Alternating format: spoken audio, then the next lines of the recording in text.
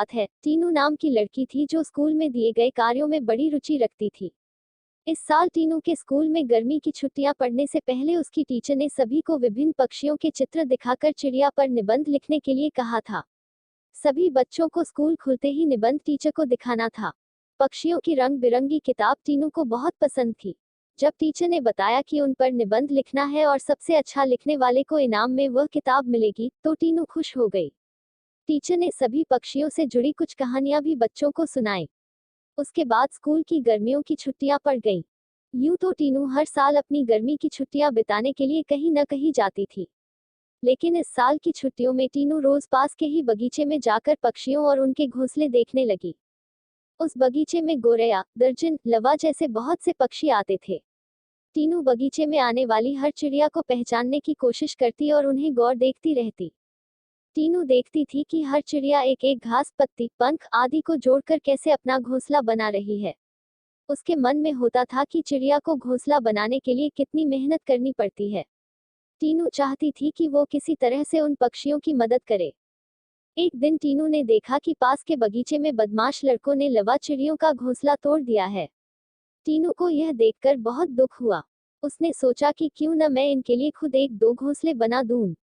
शायद ये इसका इस्तेमाल कर लेंगी। को लगा कि वो कुछ ही देर में घोंसला बनाकर तैयार कर देगी। लेकिन टीनू पूरा दिन तिनकों और दूसरी चीजों से चिड़िया का घोंसला बुनती रही। बड़ी मुश्किल से जब घोंसला तैयार हुआ तो घोंसले को पेड़ पर टिकाने के लिए कुछ मिला नहीं। टीनू की माँ यह सब देख रही थी। तभी टीनू ने माँ को बताया, देखिए न, मैंने चिड़िया के लिए एक घोंसला बनाया है, मगर यह उतना सुंदर नहीं है जितना चिड़िया बनाती हैं। मैंने सोचा था आसानी से एक सुंदर घोंसला बन जाएगा, लेकिन ऐसा हुआ नहीं। यह घोंसला अंदर से काफी कठोर बन गया है। क्या आप इसे मुलायम बना देंगी? किसी तरह से टीनू की माँ ने उस घोंसले को थोड़ा ठीक किया। उसके बाद टीनू ने उस घोंसले को धागे की मदद से पेड़ पर टिका दिया। अब बगीचे में बैठकर टीनू लवा पक्षी के आने का इंतजार करने लगी। वो पक्षी बगीचे में आए तो, लेकिन टीनू द्वारा बनाया गया घोंसला उन्होंने इस्तेमाल नहीं किया। टीनू के साथ उसकी माँ भी बगीचे में आई थी। उसने टीनू को उदास देखकर कहा, तुम परेशान मत होना, अभी चिड़िया घोंसले पर आ जाएगी। तभी एक लवा पक्षी ने आकर टीनू द्वारा बनाए गए घोंसले को तोड़ दिया। अब टीनू ने मुंह लटका लिया। तब उसे उसकी माँ ने समझाया कि तुम्हें दुखी नहीं होना चाहिए। देखो, तुम्हारे द्वारा इस्तेमाल की गई चीजों से ही लवा पक्षी अपने लिए घोंसला बना रहे हैं। हो सकता है कि इन्हें दूसरों का बनाया हुआ घोंसला पसंद नहीं आता हो। दुखी मन से टीनू ने कहा, माँ, मैं अपने स्कूल के निबंध में यह सब कुछ लिखूंगी। कुछ देर बाद टीनू ने कहा, माँ, आपने देखा कि लवा पक्षी अपना घर झाड़ियों में बना रहे हैं?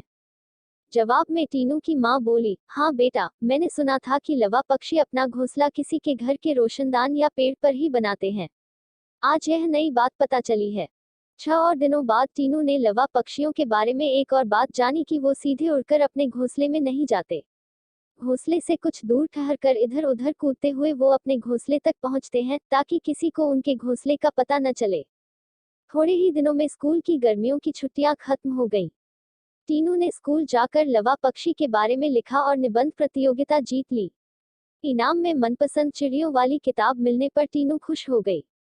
प्रतियोगिता जीतने के बाद भी टीनू रोज चिड़ियों की चहचहाहट सुनने के लिए उस बगीचे में जाकर घंटों बैठती है, मानो उसकी चिड़ियों के साथ दोस्ती हो गई हो। कहानी से सीख। चिड़िया के घोंसले की कहानी से यह सीख मिलती है कि छोटी छोटी बात पर मन दुखी नहीं करना चाहिए। साथ ही आसपास की चीजों पर गौर करने से हमें काफी कुछ नया जानने को मिलता है।